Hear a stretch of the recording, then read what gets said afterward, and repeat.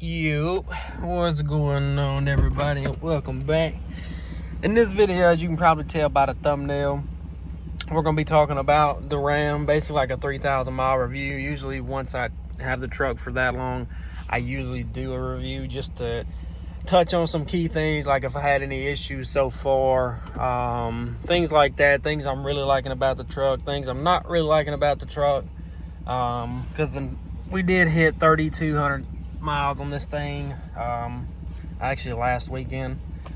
Went down to the beach and drove it there and back, and honestly, let me tell you, the Toyota was getting like 16 to 17 miles per gallon on the highway with the 35s with the leveling kit. This thing right here, it's went down now, and that's because I've been driving around town, and you know, around town when you got an exhaust that sounds like this, you're gonna want to get on it. So the gas mileage has dropped, but it was almost at 19 miles per gallon on the highway. Now, I was driving it, you know, like I should, not 100 miles an hour. You know, I think I kept it below 70, and it was like 130 miles one way, and I mean, I'd use like half a tank there and back. So you can't really beat it, and that's the thing about the Tundra that killed me, you know, was being a V6. I was expecting better gas mileage just because it's a smaller engine. So you're not only losing, you know, getting smaller engine, but, you know, you're less horsepower. I think this does make more horsepower than that truck. I think this one's like a 390, I want to say. I don't know 100%, don't quote me on that. But I know the Tundra did make more power than the Chevy. But still, I mean, you're going to a smaller engine. You would think it would use less fuel, but honestly, it doesn't. So if you're trying to go to the Tundra for fuel mileage, don't do it. Don't get me wrong. It was a great truck. Loved the way it looked. Just coming from a V8 owner to the 6-cylinder, it wasn't it. But yeah, like I said, this is going to be the 3,000 mile review on the truck. So far, what I love about it. Tried to pull over here where the sun wasn't glaring, that way y'all could see it. It looks so good with just the running lights and the fog lights on this thing. That's one thing that I've been looking into as well, because as you can tell, the running lights aren't super bright.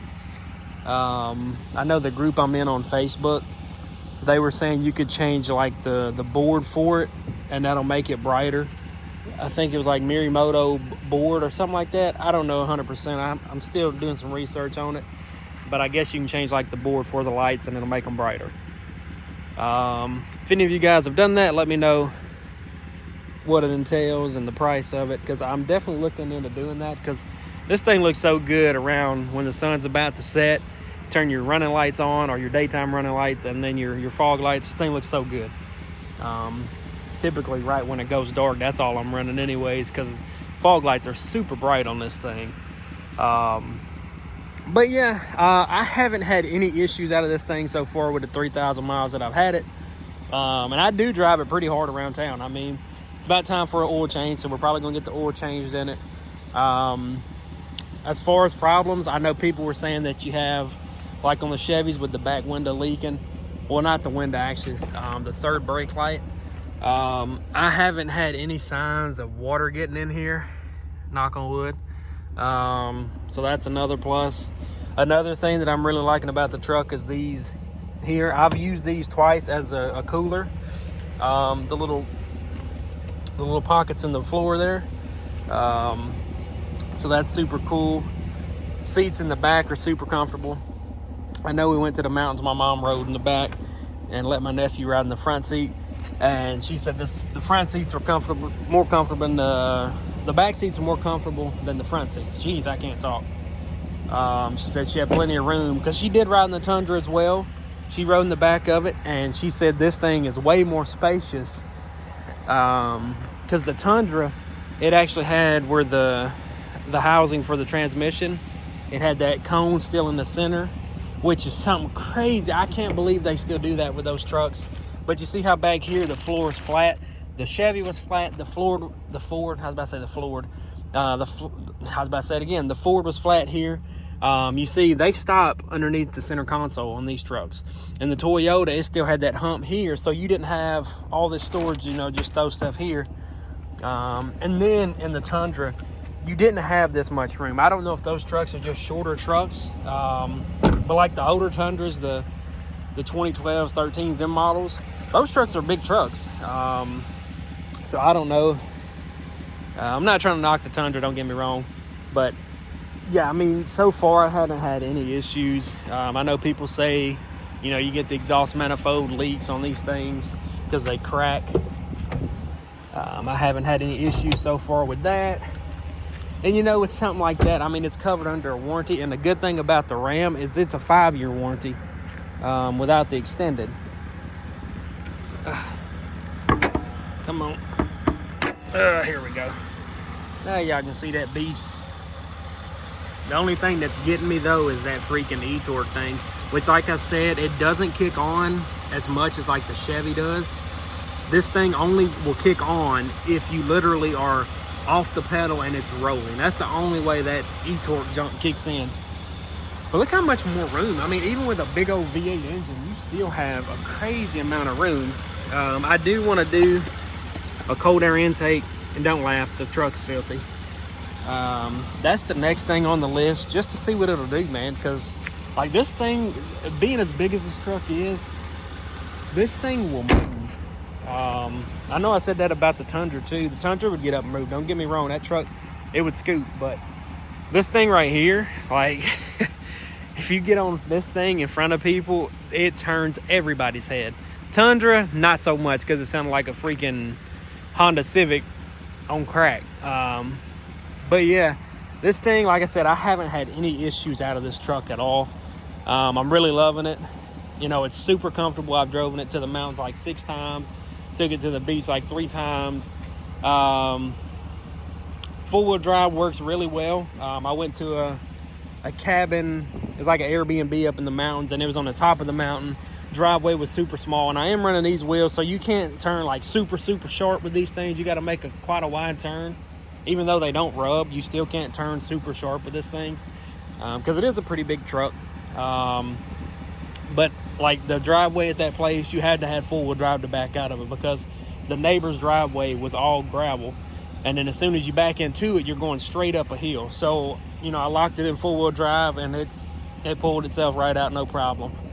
But yeah, I mean, I'm loving this thing so far, man. It turns heads. It's, you know, it's got plenty of power. It's good on gas mileage considering what it is. Like I said, I'm getting almost 19 miles per gallon on the highway with 22s and 33s. You know, I mean, you can't beat that. I'm sure it'll get better once the truck gets more miles on it and gets broke in. I mean, it's just now getting to that break-in period. It's only got 3,000 miles. And I know a lot of people say once you get them broke in, you get better gas mileage. So who knows, it might go up even more. But I have been looking at modifications for this thing. Like, I do want to paint these black. I do want to do the cold air intake. I don't know if I want to level this thing out. I mean, raise it up anymore. I might honestly leave the truck like it is, because you can't beat that stance. Like, look at it. I mean, it's it's perfect, man. I mean, it's honestly perfect. I mean, the setup, I love the setup on it. I like the wide stance. It doesn't rub. I've trimmed it to where it don't rub. Only thing I had to trim was, dang, if I point the camera where it needs to be, is the fender liner here. I do want to do rock lights. That's another thing in the works. I have to get the rear wheel fender liners, because unfortunately on these trucks it don't come with it. I don't even think you can put wheel well liners. Just looking up, I don't even see spots to mount it, because it has the wheel well liner here. I don't know. I have to do some research on that, because if not, I mean, we can just mount us one here and one there. That might be fine. And then 3 under the doors, 2 under the front, 1 under the hood, maybe here somewhere in this area, because I usually do 16 on all my trucks.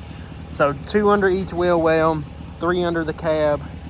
That's 10 on both sides. No, I usually do 3 on each wheel well. It has to be 3. 3 on each wheel well, 3 under the doors on both sides, and then 1 in the front. But I don't have a lift kit on here, so I don't know if I'm gonna do the one in the front. But yeah, man, I mean, I'm really enjoying the truck. If any of you guys are on the market looking for a good solid truck, go ahead and check out the Ram, man. Like I said, this is my first Ram truck I've ever had. The Tundra was the first Tundra, and if I had to pick again between this and that Tundra, now don't get me wrong, if you get a higher trim Tundra, like the one I had was an SR5 and it was the blackout edition, so it did have a little bit more features than the regular SR5, but I'm sure if you get like the limited or the 1794 model or the platinum, or I don't know what other trims they have on those things, but I'm sure it'll be close to it. But I don't know, I'm liking this thing better. This feels more like a truck. That Tundra, it felt like a car when you're driving it. Like, it didn't feel as big. Like, you get in here, you can tell you're in a full-size truck. Like, in that Tundra, it did not feel like that. And the seats. Let me just praise Ram on these seats. These are the best seats I've ever had through any of my trucks. These are by far the best seats. And I am talking about new trucks. I'm not talking about the GMT 800s, because those seats, I don't think anybody's going to be able to beat those seats. So yeah, I want to do rock lights. I want to do cold air intake. I want to paint these black. This portion here. Oh yeah, bed liner. Want to do a bed liner. I want to probably do the Herculiner, or there's another kit on Amazon. It's like 130 bucks. I think it's a Raptor liner. I might do that. But I mean, other than that, I mean, that's pretty much how I want it for now. Once I get all that stuff done, I hadn't even taken my sticker off the dash. I just seen that. We'll leave that on there. I mean, you can't beat it. Like I said, if you're on the market for any new truck, actually, what I would do first and recommend to all you guys, because like I said, I've had probably 7 different trucks in the past year, newer style trucks. I would definitely recommend going on Facebook. If you don't have a Facebook account, make you one. Get on there. There's groups for just about all new trucks. And 90% of people, if you know about trucks, they're going to complain about small stuff. So get in there, join a group, and just go through there and skim and see what you can find.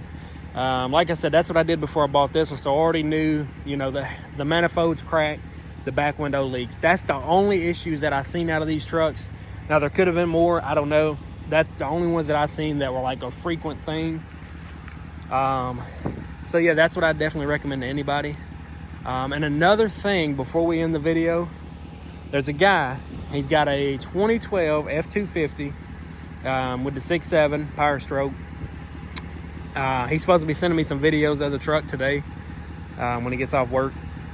I'm thinking about trading the GMC for it. Let me know what you guys think. Do y'all want to see a diesel on the channel, or do y'all want me to keep the GMC and build it up? Because I was doing some research online last night. There's not a lot of content on the internet for those trucks. Like, there's a lot for like the Dodge, the Cummins, the second gens and the third gens. There's a lot of content on there for those, but not a lot for the 6.7 Power Stroke. There was like 2 guys that I seen that were like, you know, posting that year model. I think it's like a 3rd gen, I want to say. But yeah, let me know what you guys think on the trade. Should we keep the GMC, or do y'all want me to get a diesel truck? Because that's what I'm really looking at. I want a 2nd gen Cummins, but it's hard to find ones in good shape online. I mean, yeah, you'll see one every once in a while, brand new motor, and then you look at the cab and it's completely rusted out. I'm like, well, you know, no. So yeah, let me know what you guys think. Should we keep the GMC, or should we trade it for a diesel truck? But yeah, that's gonna do it for this one. If you guys enjoyed, hit the like button, subscribe, because like I said, we got some more stuff coming for this thing here. Let me give y'all one more view of it before we end the video, because look at that thing, dude. That is just a beautiful truck, man. You honestly can't beat it with that setup and the chrome. It's hard to beat. But yeah, that's gonna do it for this one. If you guys enjoyed, hit the like button, subscribe. We just hit 1,500 subscribers, which is crazy. I want to say thanks to everybody that's hit that subscribe button. And anybody watching this video, go ahead and smash that subscribe button, because like I said, we got a lot more stuff coming. But yeah, that's gonna do it for this one. I'll see you guys in the next one. Peace.